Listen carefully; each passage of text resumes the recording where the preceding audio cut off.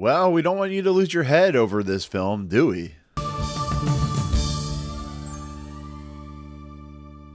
What's going on, everyone? Welcome to Movie Emporium's Netflix original movie review of Fear Street Prom Queen, the fourth entry in the Fear Street series, and is directed by Matt Palmer. Okay, ladies and gentlemen, we have a new entry into the Fear Street franchise. This, of course, takes place in the same era, same place as the other three movies in Shadyville, and it's about a young woman who is basically mistreated by her peers and the people around her because of something her father did, and in the process she is picked on. This is very much a Scream Queen type of movie. But in the process, people of her high school ilk are being killed by a killer. Something in a red leather S&M jacket and whatnot. And it's very much a slasher film. This movie has, of course, India Fowler and Suzanna's son. It also has people like Chris Klein, Ariana Greenblatt, Lily Taylor, Katherine Waterston. But it's really a kind of more straightforward adaptation of the Fear Street franchise, with it being a slasher film in a lot of respects. Think like I Know You Did Last Summer. That's the type of film this is. But it's very much they're trying to figure out, it's during prom night and stuff like that. So they're trying to figure out who the killer is,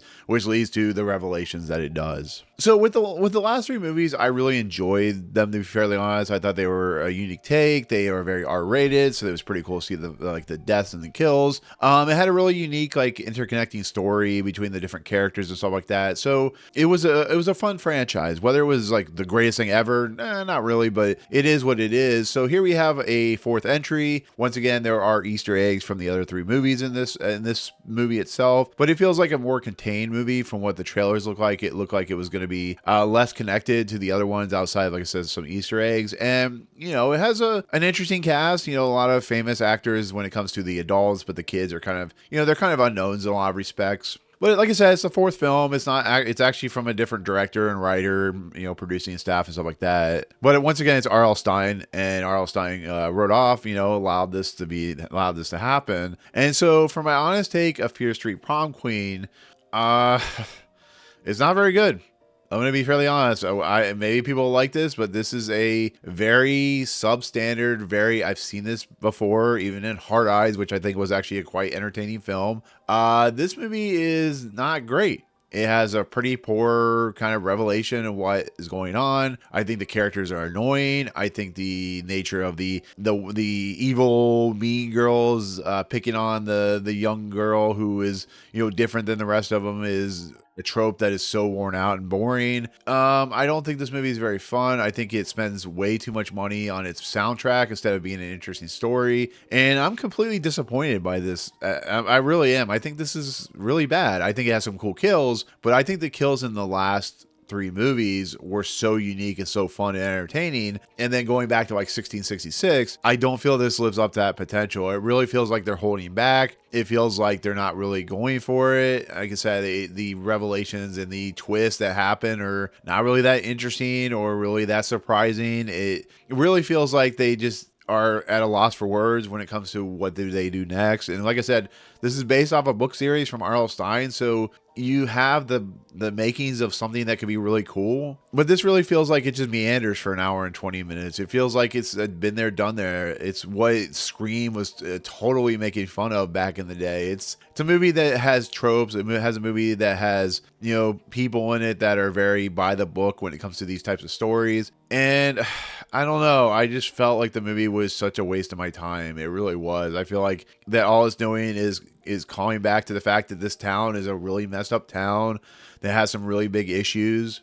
I think the Mean Girls are just boring and kind of outplayed at this point, and I just wish even the camera work, even the style and the substance and the fact that the killer looks like something out of a like American Horror Story, and it's just boring and it doesn't make any sense, and it just I don't know. I guess I maybe I'm just bored of this genre. I don't know. Like I said, Hard Eyes was fun, but the ending was ridiculous. I think that's kind of where I land on this. I was expecting so much. I think the people in the movie are fun.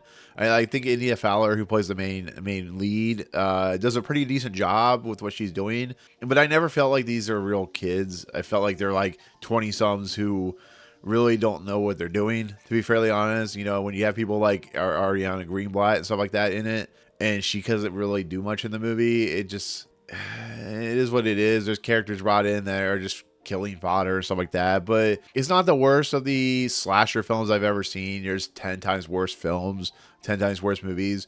But for something like Fear Street, which had like 3 great kind of horror character movies that had some really interesting ideas, this movie coming like 2 or 3 years later doesn't add anything to the mix, doesn't invent anything. It doesn't even try to invent anything. And the only thing it can do is be called Fear Street because it's based off a story from R.L. Stein. So that's kind of where I land. The kills, the violence, there's some cool stuff, but it's not really that original. And I'm really disappointed. I thought this was going to go some really cool places, but in the end, for a 4th iteration or 4th, part of this collection, I really hope the next one is good because there's supposed to be like 3 more after this. So I hope that the next trilogy or whatever they're going to do next is a lot better than this, because this feels like a real step down for what they've known for doing. So Fear Street Prom Queen, don't recommend it. I mean, you might like it. I don't know, but I was not a huge fan of this movie at all. So that's just kind of how I stand. Stick to the trilogy that they put out, which I thought was pretty decent. But other than that, that's where I take on Fear Street Prom Queen on Netflix. So there you go. Anyways, with that said, that is my take. So thank you so much for watching. Comments below. What's your favorite slasher movie? What's your favorite, kill in a movie? Stuff like that. Are you looking forward to this after the last trilogy that came out? Let me know why. But otherwise, if you like what you see on this channel, hit the subscribe button to join Movie Emporium. Hit that notification bell at top to find what's coming next. If you like this video, awesome. Hit that like button. And as always, we'll see you guys on the next video. Peace out, guys.